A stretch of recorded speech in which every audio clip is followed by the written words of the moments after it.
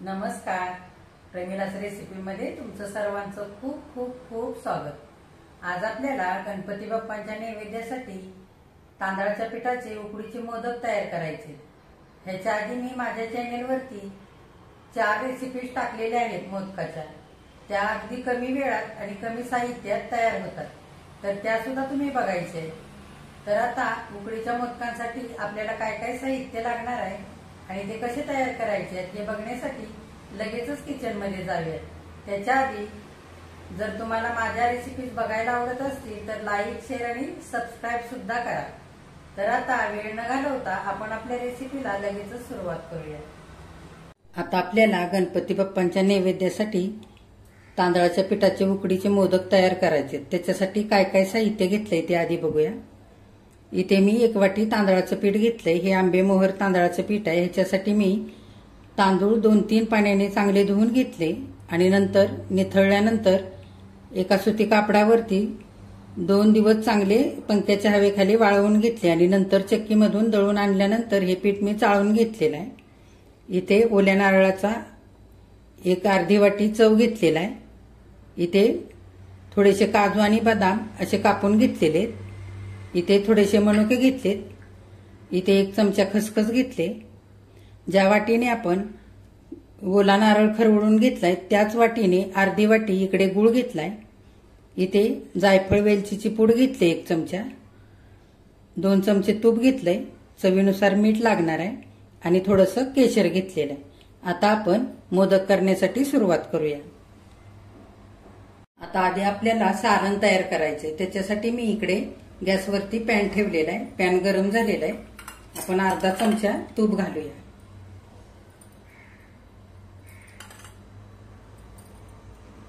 तूप चांगलं गरम होऊ द्यायचं. तूप गरम झालेलं आहे. 1 चमचा खसखस घेतली ती घालूया आपण आधी.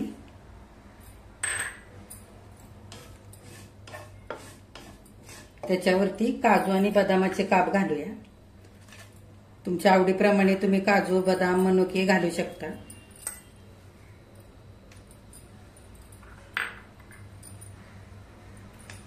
चांगलं परतवून घेऊया तुपावरती. आता त्याच्यातच मनुके घालूया. मोठे मोठे मनुके मी असे 2 तुकडे करून घेतले.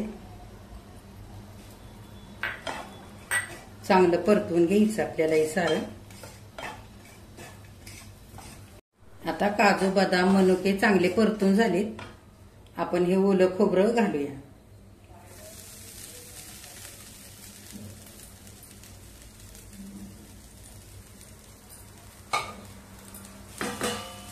आणि चांगले एकजीव करायचंय. बारीक गॅसवरतीच आपल्याला छान परतवून घ्यायचंय.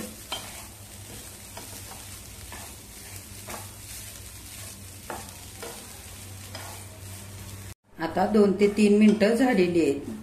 चांगलं खोबरं परतलेलं आहे. तेल सुटायला लागले आणि सुगंध पण छान सुटलेला आहे. आता आपण गूळ घालून घेऊया.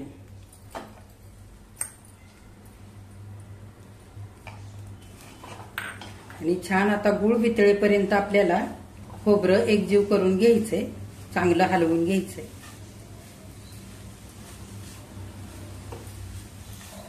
आणि गॅस बारीकच ठेवायचा आहे. मध्यम गॅसवरतीच आपल्याला हे सारण करायचंय. आता सगळा गूळ चांगला वितळलेला आहे. आता आपण सारणाला चव येण्यासाठी थोडंसं मीठ घालूया. आणि छान एकजीव करून घेऊया. आपल्याला हे सारण खूप पातळ पण नाही करायचं आणि खूप सुकवून पण नाही घ्यायचं.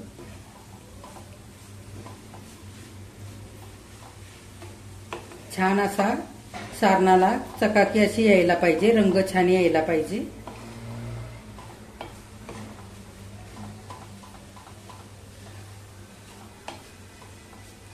छान परतवून घ्यायचंय आपल्याला. मीठ घातल्यानंतर मी सारण चांगलं 2 मिनिटं परतवून घेतलेलं आहे बारीक गॅसवरती. आता आपण गॅस बंद करूया. सारण आपलं अगदी बरोबर झालेलं आहे. खूप पातळ पण नाही आणि घट्ट पण नाही. आता आपण हे जायफळ आणि वेलचीची पूड घालूया.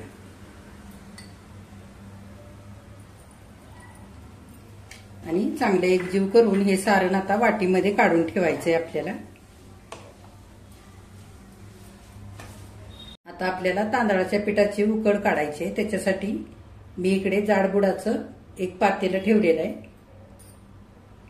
ज्या वाटीने आपण तांदळाचं पीठ मोजून घेतलंय त्याच वाटीने 1 वाटी पाणी मी आधी घालून घेते. आपल्याला आणखी 1 वाटी पाणी घालायचंय. 1 वाटी पाणी आधी घातलेलं आहे. आपण आणखी 1 वाटी पाणी घालूया. आता ह्या पाण्याला चांगली आधी उकळी येऊ द्यायची.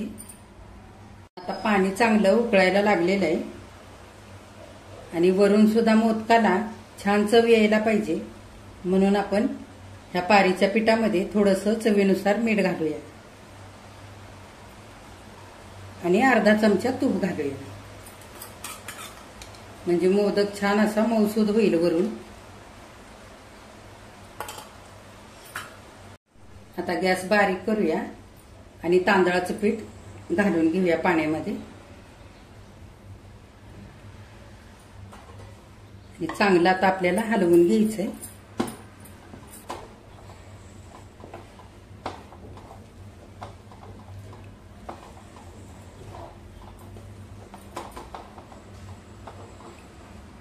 आता सगळं पीठ पाण्यामध्ये एकजीव झालेलं आहे. आपल्याला 1 ते 2 मिनिटं चांगलं बारीक गॅसवरती हलवून घ्यायचंय हे पीठ.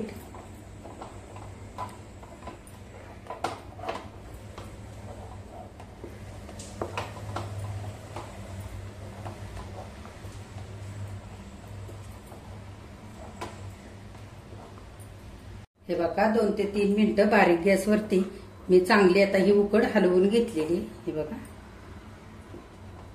सगळं पीठ चांगलं आता घट्ट झालेलं आहे आणि एकजीव सुद्धा झालंय. हे बघा हे पीठ चांगलं शिजायला पाहिजे. त्याच्यासाठी हे 2-3 मिनिटं मी चांगलं असं हलवून घेतलं.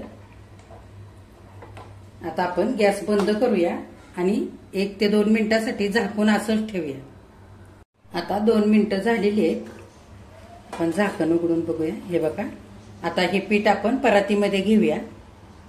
आता आपण ही उकड काढून घेऊया परातीमध्ये.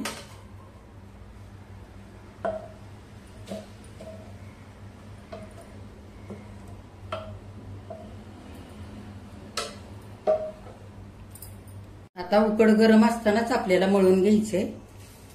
आता हे उकड खूप गरम आहे त्याच्यासाठी मी इकडे वाटी घेतली आणि त्या वाटीने आपण एकजीव करूया आधी हे सगळं. तांब्या घेतला तरी चालेल किंवा मॅशरनी जरी केलं ना एकजीव पीठ तरी पण चालेल.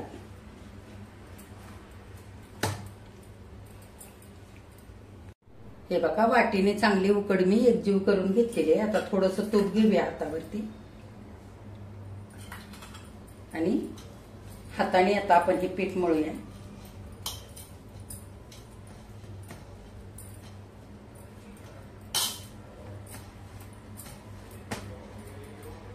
आपल्याला चांगलं 2 ते 3 मिनिटं हे पीठ एकसारखं मळून घ्यायचंय. हे बघा 4 ते 5 मिनिटं मी आणखी ही उकड चांगली मळून घेतली हाताने.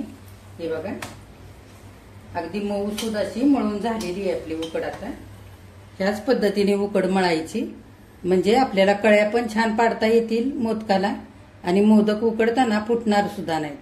आता आपण पाणी गरम करण्यासाठी ठेवूया मोदक उकडण्यासाठी. बघा मोदक उकडण्यासाठी मी इकडे टोपामध्ये 1 तांब्या भरून पाणी घातलेलं आहे आणि गॅस बारीक ठेवलेला आहे. आता हे पाणी आपण गरम होऊ देऊया आणि तोपर्यंत मोदक करूया. मोदक उकडण्यासाठी मी हळदीचं पान घेतलेलं आहे. आता हे मोठं आहे ह्याचे 2 तुकडे करून मी चाळणीमध्ये लावून घेते. हळदीची पानं मी धुवून 2 तुकडे करून असे चाळणीमध्ये पसरवून लावलेले आहेत. तर तुम्ही इकडे केळीचं पान पण घेऊ शकता. जर हळदीचं पान केळीचं पान नसेल तर बटर पेपर किंवा मग एखादा सुती रुमाल ओला करायचा आणि पिळून घेऊन तो चाळणीमध्ये घालायचा. म्हणजे छान असे मोदक उकडले जातात. खालून असे ओलसर होत नाहीत. आणि जर असेच चाळणीमध्ये तेल लावून ठेवले ना तर पाण्याच्या वाफेने मोदक खालच्या साईडनी ओलसर होतात आणि खालून फुटतात. त्याच्यासाठी पानं नसतील तर रुमाल वापरा तुम्ही. आता मी हे बाजूला ठेवते आणि आता आपण मोदक करायला घेऊया. ह्या पिठाचे गोळे करायचे. आपल्याला किती मोठे बारीक मोदक करायचे त्याप्रमाणे गोळे करून घ्यायचे।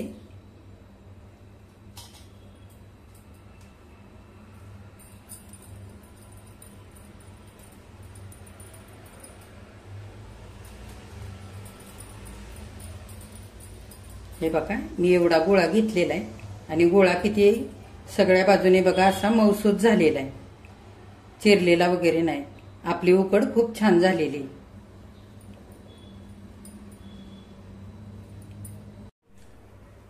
आता हा केलेला गोळा आपण थोडासा पिठामध्ये घोळवून घेऊया हलक्या हाताने।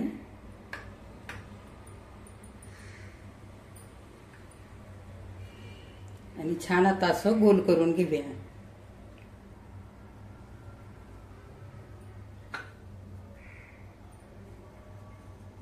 हाताला पीठ हे चिकटच असेल तर थोडंसं तांदळाचं पीठ घ्यायचं आणि अशी छान अशी गोल पारी करून घ्यायची। हे बघा वरच्या साईडला पातळ करायचं।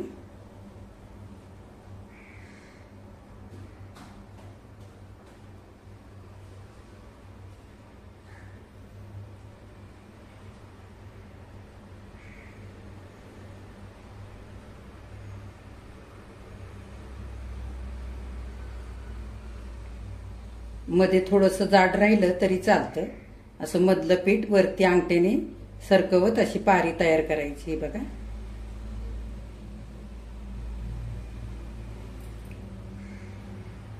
बघा किती छान तयार झाले। याचं जाड असलेलं पीठ चांगलं दाबून घ्यायचं साईडचं आणि पातळ करायचं असं। हे बघा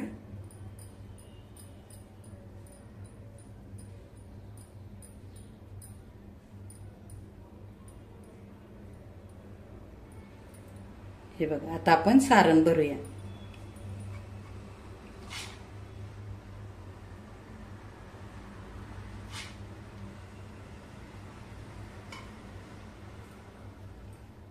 आता आपण कळ्या पाडूया। हे बघा सारण भरून झालेलं आहे। थोडासा पिठाचा हात घ्यायचा आणि अंगठ्या शेजारचं बोट आतमधल्या बाजूने असं धरायचं आणि दोन बोटांनी अशी कळी पाडून घ्यायची। हे बघा जवळ जवळ अशा कळ्या पाडायच्या, अशा खालीपर्यंत असं पाडून घ्यायच्या। हे बघा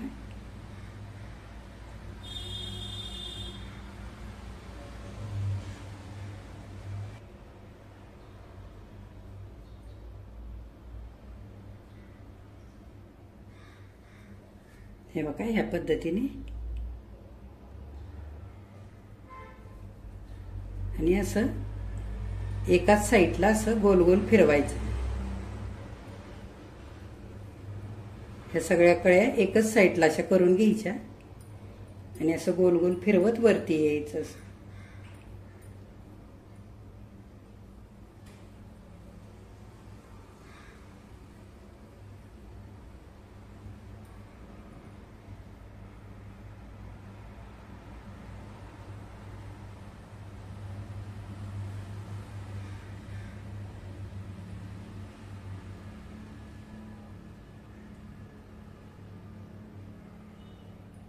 हे बघा असं मोदकाचं टोकाचं बारीक करून घ्यायचं। जास्तीचं पीठ असेल तर काढून घ्यायचं।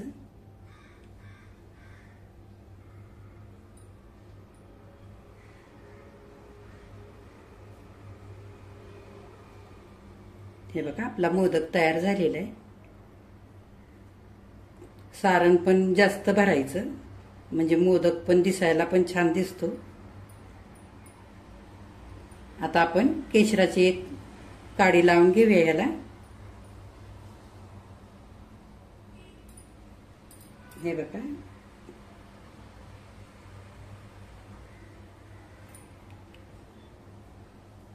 आता ह्या पद्धतीने सगळे मोदक करून घेऊया। हे बघा आता सारण भरून मोदक सगळे करून झालेत, किती सुंदर झालेत बघा।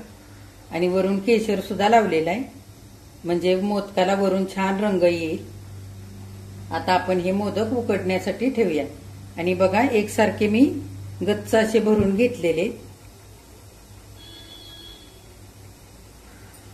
तर मोदक भरताना गच्च भरून घ्यायचं सारण। जर पोकळ राहिले तर उकडताना मोदकांचा आकार बदलतो आणि मोदक असे पसरल्यासारखे होतात. त्याच्यासाठी मोदकाच्या पारीमध्ये भरपूर असं सारण भरायचं. आता आपण हे मोदक उकडण्यासाठी ठेवूया. पाणी आता चांगलं उकळलेलं आहे. आपण मोदक भरून ठेवलेली चाळण टोपावरती ठेवूया आणि झाकण घालूया. आपल्याला हे मोदक 10 मिनिटं उकडवून घ्यायचे आणि गॅस आपल्याला मध्यम ठेवायचा आहे.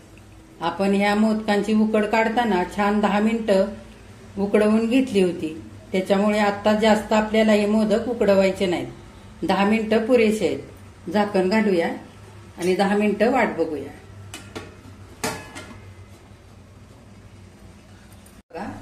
मोदक उकडण्यासाठी ठेवलेल्याला 10 मिनिटं झालेली आहेत. आता आपण झाकण उघडून बघूया.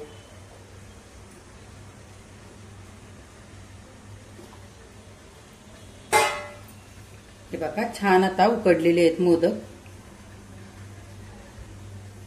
आणि थोडेसे फुललेले सुद्धा आहेत.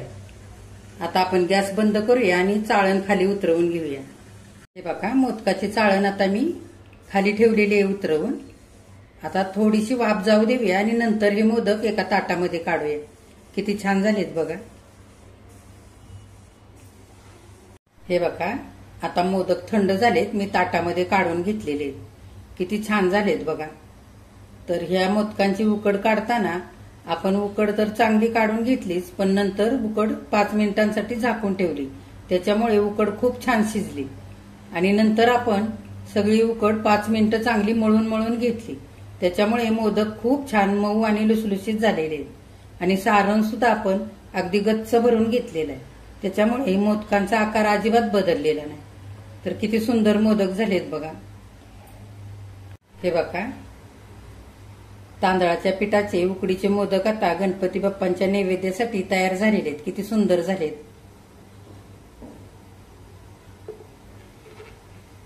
तर ह्या पद्धतीने तुम्ही पण तांदळाच्या पिठाचे उकडीचे मोदक आता गणपती बाप्पांच्या नैवेद्यासाठी तयार करा आणि माझ्या चॅनेलला लाईक, शेअर आणि सबस्क्राईब पण जरूर करा. हे बघा तांदळाच्या पिठाचा उकडीचा मोदक आता मी तुम्हाला तोडून दाखवते. ह्या मोदकांसाठी आपण जेवढं साहित्य घेतलं होतं तेवढ्या साहित्यामध्ये 15 मोदक तयार झाले. किती मऊ लुसलुशीत झालाय बघा.